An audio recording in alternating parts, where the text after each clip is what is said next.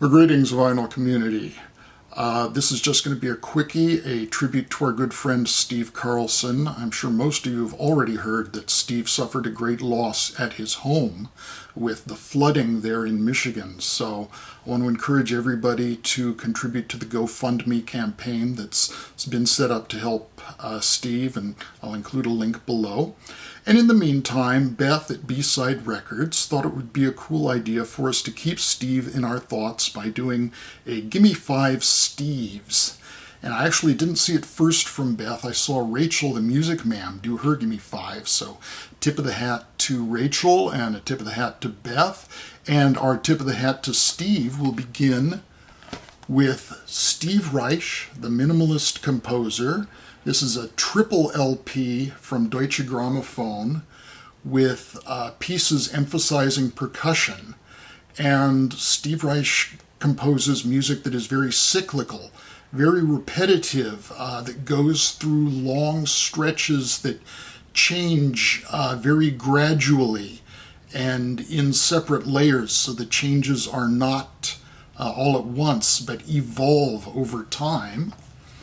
And we get some pictures back here of the performers, one of whom is Steve Chambers. So there's another Steve for you. Always thought that this kind of music might have been an influence on the sort of thing that King Crimson did in the 80s with the interlocking guitar technique. Another Steve is on the ECM label, Steve Kuhn and Trance.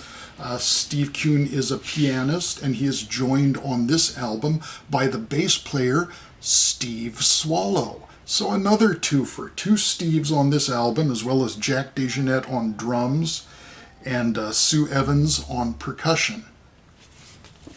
And this is a great example of the early ECM sound. This is from 1975.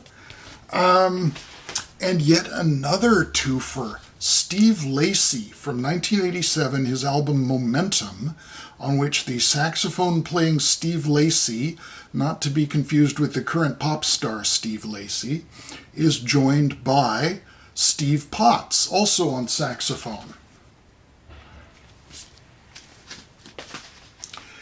And from Genesis, now a very accomplished solo artist, been for quite a long time, since the 1970s, Steve Hackett.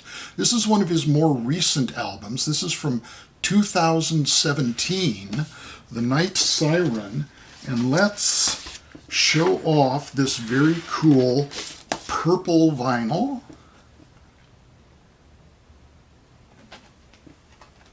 For his double LP, The Night Siren. Steve Hackett, of course, was one of the Steve H's, along with Steve Hillage and Steve Howe, those prog rock guitarists. I'm not showing those this time, but I will show Steve Feigenbaum. This is a recording on Steve's own Random Radar Records from 1980, I think? Yes, 1980. Things are more like they are now than they ever were before.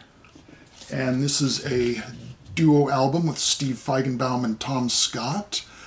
Tom Scott, not the saxophone player from the LA Express and Joni Mitchell fame, but the saxophone player from the Muffins, who also recorded for Random Radar Records. And Steve Feigenbaum nowadays is the proprietor of the very excellent Wayside Music, which I highly, highly recommend, not only because they carry my recordings. And as a bonus Steve, not from the music world, Stephen Jay Gould, in his book Wonderful Life, great popular science writer.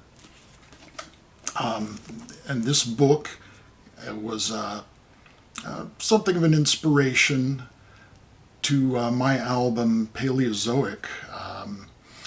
Certainly the creatures of the Burgess Shale were a concern in the concept of that album. And that's twice now I've mentioned my own music, so I'll just do a quick blurb that I do have a new CD out, the Hip Crime Vocab, yay. But really this is about Steve, so All the best luck to Steve, to Patty, and even to Kat and all the family. All the best to you, buddy. We'll be talking to you soon. Bye-bye for now.